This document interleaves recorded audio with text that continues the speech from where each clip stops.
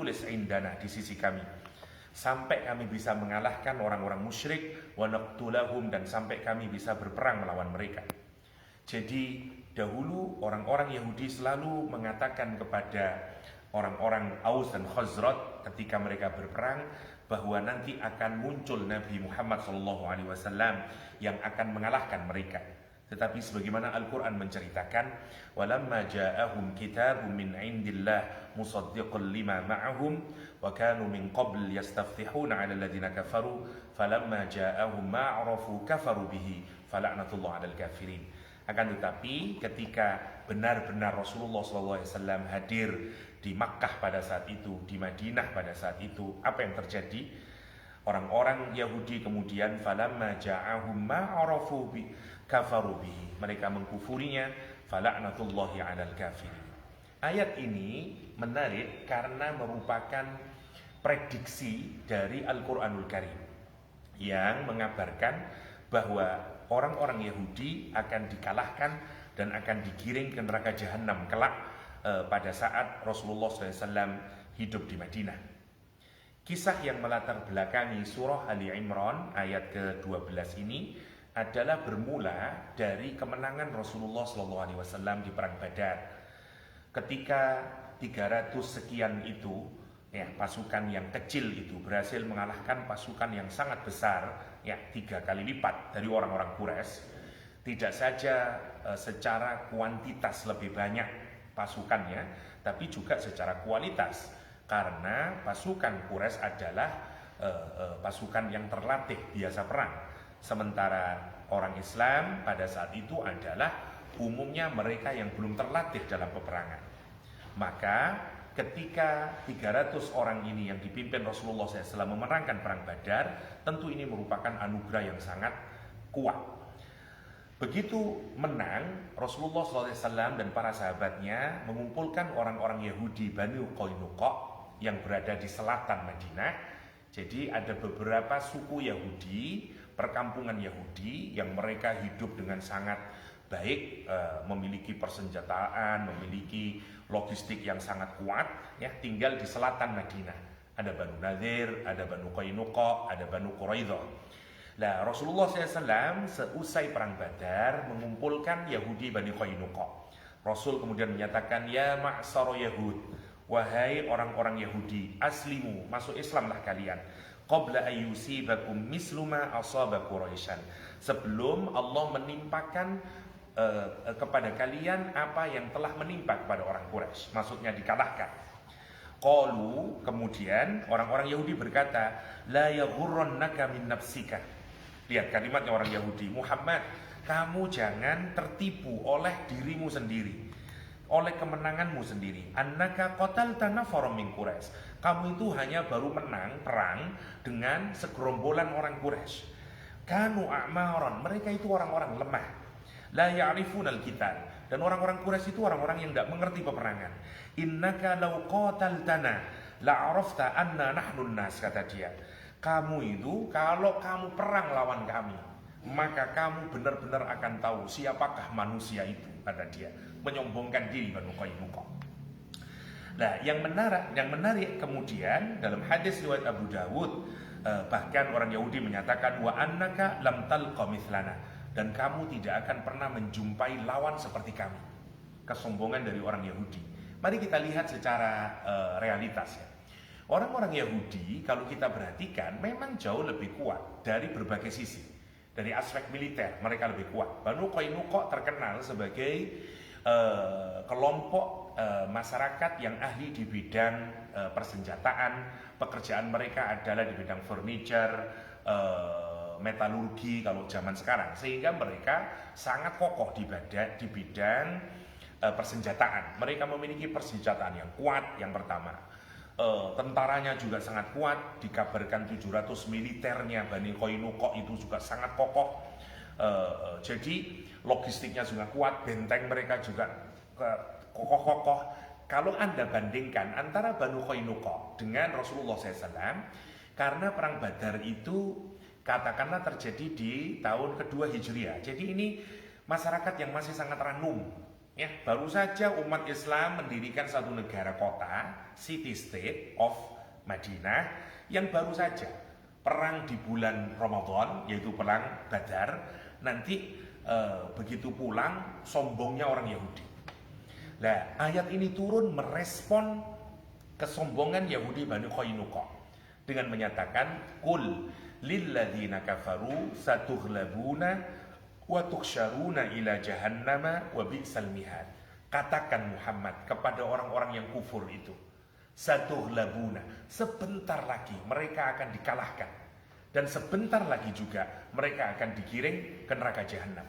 Dan sungguh itulah sejelek-jeleknya tempat kembali, tempat ketika mereka nanti diayun-ayun, ya, seperti seorang ibu yang menggendong bayinya. Quran menggunakan wa bi'sal mihad. Jahanam digambarkan seperti seorang ibu yang menggendong anaknya. Mari kita renungkan. Ini adalah salah satu bayinat. Ya. Al-Quran di dalam surah Al-Baqarah menjelaskan kepada kita ada 3 fungsi yang harus kita upayakan, kita lakukan selama bulan Ramadan ini.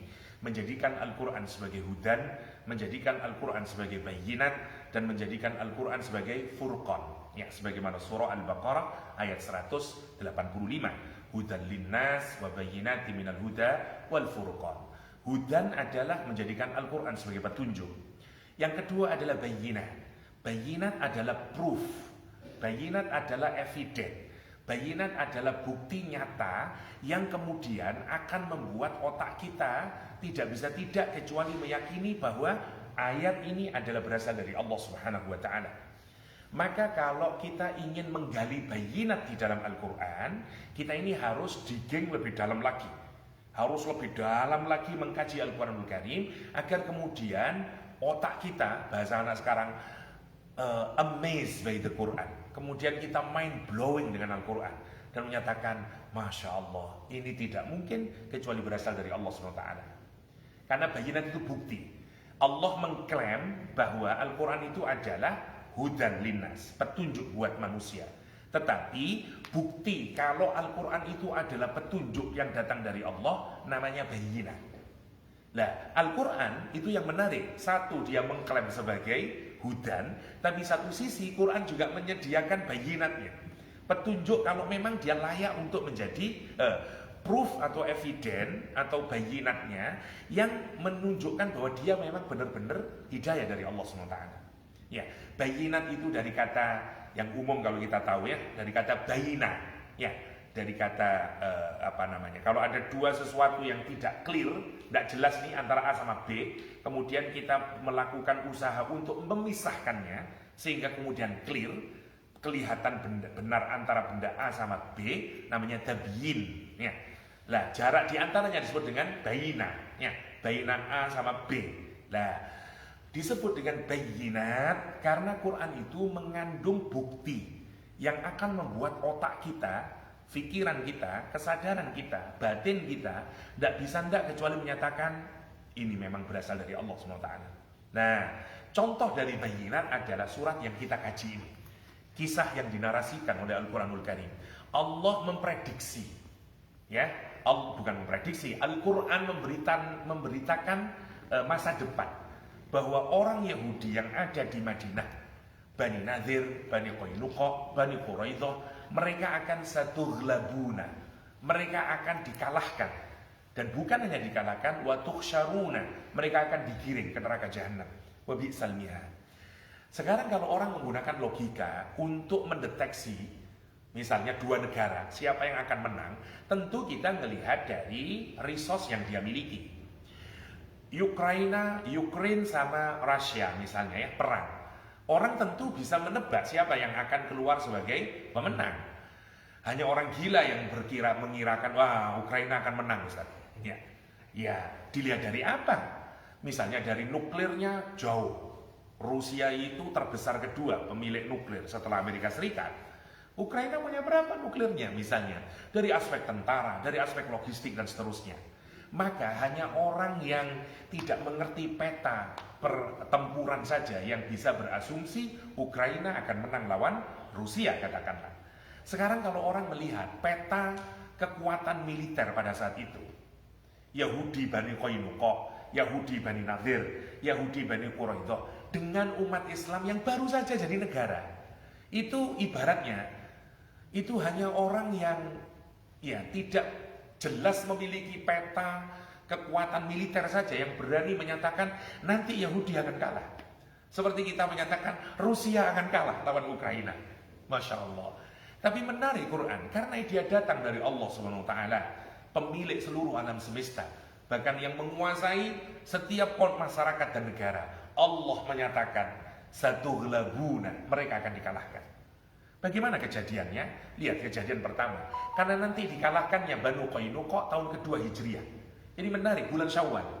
Jadi hari Sabtu tengah Syawal tahun kedua Hijriah. Jadi Ramadan jadi negara, ya, pindah dari Mekah ke Madinah, bikin negara. Tahun kedua perang Badar, bulan Ramadan. Syawal mengalahkan Yahudi. Ayat ini sudah terimplementasi. Allah, ya, satughlabuna kata Al-Qur'an. Maka begitu Rasulullah memberikan invitation, ya, mengundang orang-orang Yahudi, kata Rasulullah SAW, marilah beriman. Karena ini bukti. Karena tercatat dalam kitab Taurat bahwa Nabi itu, Nabi terakhir itu, nanti akan mengalahkan orang-orang Quraisy, mengalahkan orang-orang Mekah. Dan orang-orang Yahudi, rabainya Yahudi, itu menunggu. Kalau memang Muhammad bisa mengalahkan orang Quraisy, mereka akan beriman. Maka peperangan Badar itu, orang Yahudi terbelah menjadi dua bahkan. Ada yang siap-siap sudah mau masuk Islam, ada yang masih menunggu. Kita tunggu satu perang lagi lah, misalnya.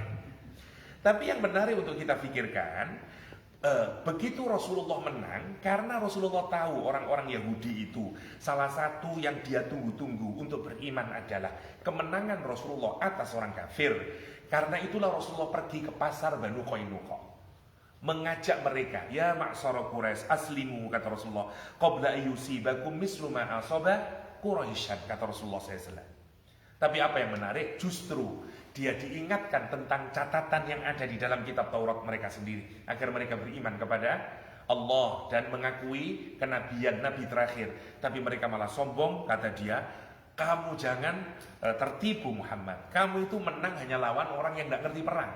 Coba merang lawan kami, kamu akan bertemu dengan benar-benar manusia, kata dia. Wa annaka lam talqa mithlana, kata dia. Masya Allah.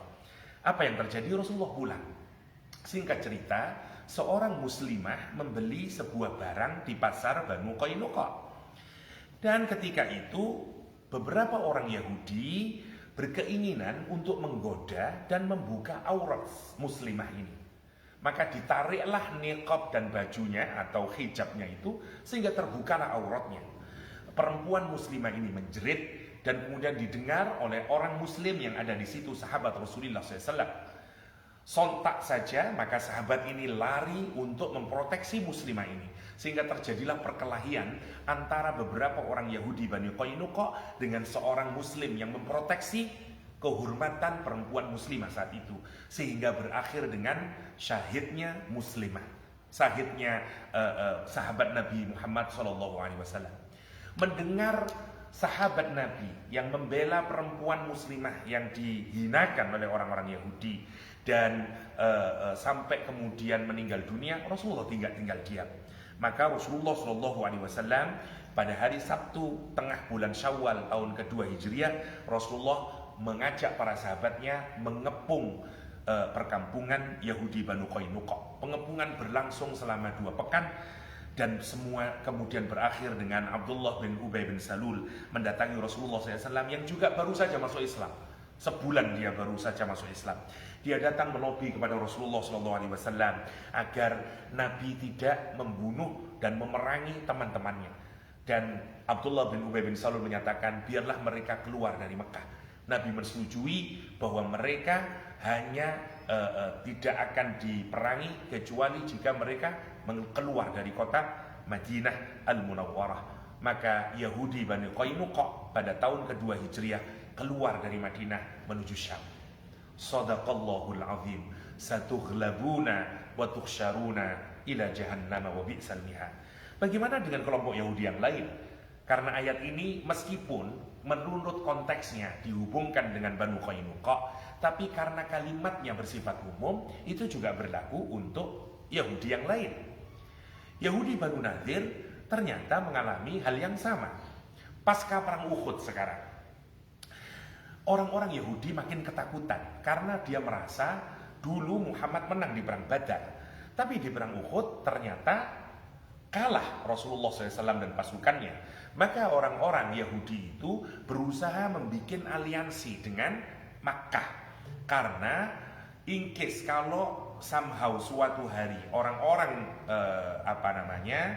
Quraisy menyerang kembali Madinah, mereka sudah melakukan mualah, ya, political alliance dengan siapa? Dengan Quraisy, dengan orang-orang Quraisy.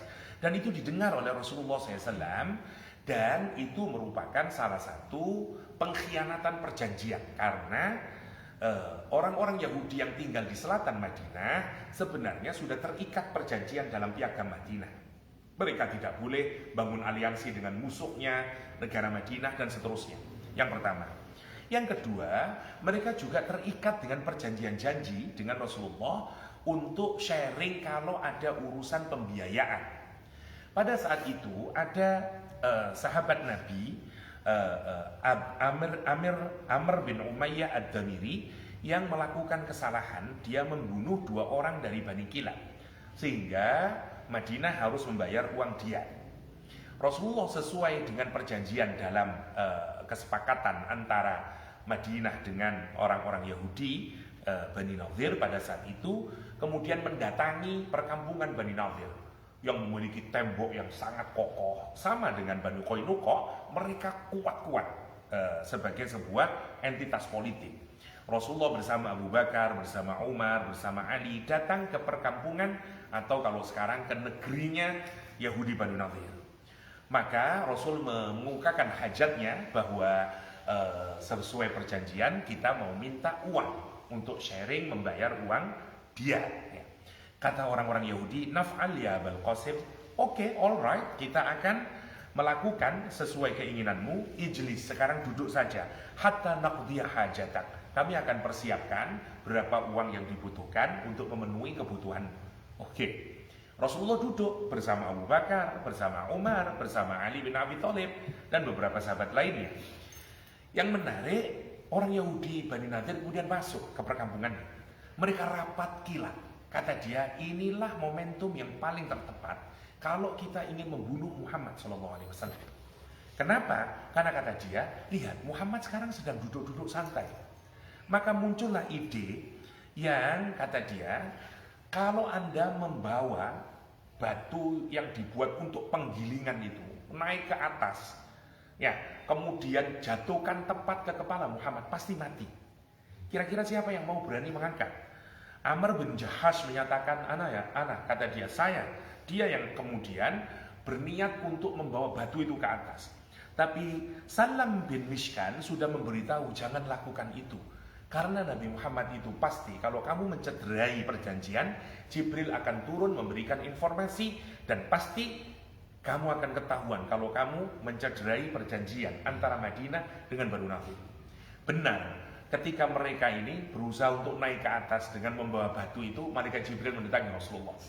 Rasulullah pulang kembali ke Madinah, ke bagian utara Madinah, dan kemudian Rasulullah kemudian menyiapkan pasukannya dan seterusnya.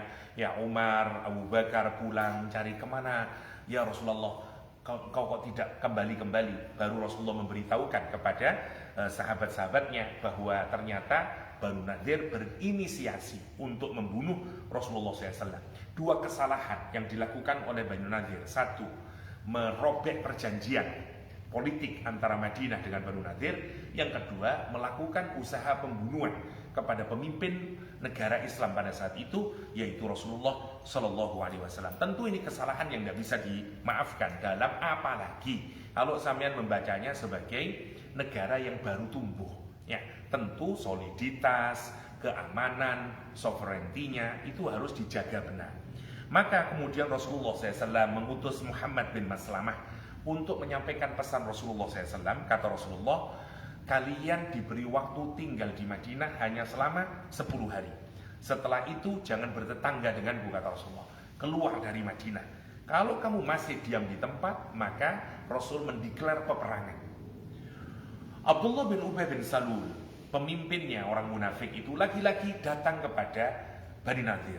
Dan dia menyatakan, tenang saja, jangan keluar kamu. Kata dia, kenapa? Karena kami telah membackup, satu riwayat 1000 pasukan, riwayat yang lain 2000 pasukan, yang nanti digambarkan di surat Al-Hajr, ya, ketika mereka berkata, alam taro ilal ladzina nafaqu yaquluna li ikhwanihim alladzina kafaru minal kitab la in ukhrijtum lanakhrujanna ma'akum. Ini ucapannya Abdullah bin Ubay Salul. Kata dia, kalau kamu nanti keluar, kami juga akan keluar bersama kalian. Wala nuti'u fikum ahadan abada wa in qutiltum lanansurannakum wallahu yashhadu innakum lakadzibun. Tapi kalau mereka memerangi kalian, kami akan bantu kalian, dan seterusnya. Quran nanti menggambarkan provokasi atau iming-iming yang diberikan oleh Abdullah bin Ubay bin Salul itu seperti iming-imingnya setan. Kama sali syaiton idh qala lil insan ukfur falamma kafara qala inni bari'um minka inni akhafullaha rabbal alamin. Karena begitu nanti dideklar peperangan, tidak ada yang berani muncul dari kalangan orang-orang musyrikin. Apa yang terjadi kemudian? Sama, dikepung mereka, dan bahkan Huyai, ketika pemimpin mereka Huyai bin Akhtab, ketika didatangi oleh Abdullah bin Ubay bin Salul yang menyatakan membackup dengan 2000 pasukan, apa kata dia? Oke, dia mengirim pesan kepada Nabi Muhammad SAW bahwa mereka tidak akan keluar dari Madinah, dan bilang terserah Muhammad mau melakukan apapun. Begitu pesan itu sampai ke Rasulullah, Nabi bersama para sahabatnya saat itu yang ada di masjid semua bertakbir, Allahu Akbar, dan mereka kemudian bergerak, ya, menuju perkampungan atau negerinya Banu Nadir. Banu Nadir itu perkampungannya selain bentengnya kokoh, mereka dikelilingi oleh kebun kurma, sehingga susah sekali untuk menerobos dan mengalahkan mereka. Dan mereka dengan asiknya menombai, memanahi, dan susah sekali bagi orang muslim. Kemudian turunlah ayat Al-Quran yang mestinya secara umum dalam peperangan tidak boleh menebang pohon kurma, diperkenankan. Karena ini dalam situasi yang sangat menyulitkan. Ma qata'tum min linatin, kata Al-Quranul Karim, au taraktumuha qa'ima ala usuliha fa biidznillah wa liyujziyal fasiqin. Ya, apa yang kalian potong dari pohon kurma itu, atau apa yang kalian biarkan tetap pada pokoknya, itu semuanya atas izin Allah Subhanahu wa ta'ala. Dan setelah itu mereka juga setelah 5-6 hari pengepungan, Yahudi Bani Nadir akhirnya juga terusir dari Madinah, dan mereka kebanyakan pergi ke Khaybar dan ke Syam. Terakhir Banu Quraidah. Bagaimana dengan nasibnya Banu Quraidah? Sama juga. Banu Quraidah juga nanti terusir dari Madinah, dikalahkan oleh pasukan Islam. Kapan? Setelah perang Khandaq. Kita tahu bersama-sama di perang Khandaq kurang ajar Bani Quraidah, karena atas inisiasi Bani Nadir, ya, meminta kepada orang Quraisy, karena tidak bisa masuk ini pasukan Quraisy, ya, karena ada parit raksasa itu, sehingga mereka tidak bisa bertempur dengan orang Islam. Maka Bani Nadir dan orang Quraisy memanfaatkan posisi Banu Quraidah yang ada di bawah, ya, di daerah selatan, karena orang Islam di utara. Di bawah dia mau nyatakan serang aja dari bawah.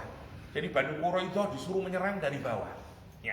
Singkat cerita, sebagaimana kita ketahui bersama, perang Khandaq dimenangkan oleh Rasulullah SAW. Allah mengirim malaikat dan mengirim angin puting beliung sehingga mengalahkan orang-orang Quraisy, kalah.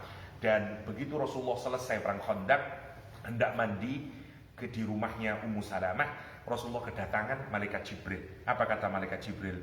Qad wada'ta silah, apakah engkau telah menaruh pedangmu?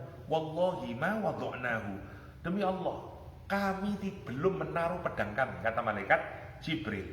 Fakhruj, kata dia, keluarlah ilaihim, kepada mereka. Nabi kemudian berkata, ila aina, kata Nabi, kemana kita akan pergi? Hahuna wa asyara ila Bani Quraidah. Baru kemudian malaikat Jibril menyatakan ke sana, ke arah perkampungan Banu Quraidah. Rasul kemudian segera berpakaian kembali dan gather, mengumpulkan kembali para sahabatnya untuk bergegas menuju Banu Quraidah. Dan kemudian Nabi berpesan agar bersegera, karena Jibril meminta untuk segera ke Bani Quraidah. Dan terkenal kalimat dari Rasulullah SAW, la yusalliyanna ahadun al-asra illa fi Bani Quraidah. Janganlah kalian sholat, salah satu di antara kalian sholat asar kecuali di perkampungan Banu Quraidah, karena ini suasana perang, untuk bersegera sampai di Banu Quraidah. Sampai di sana apa yang dilakukan? Mereka sekarang ketakutan karena tidak menyangka ya 3.000 pasukan bersama menuju Banu Quraidah. Apa yang terjadi? Mereka ketakutan dan mereka mau melakukan negosiasi. Abu Lubabah datang ke sana. Abu Lubabah adalah dulu sebelum masuk Islam adalah orang yang dipercaya dan menjadi aliansinya Banu Quraidah.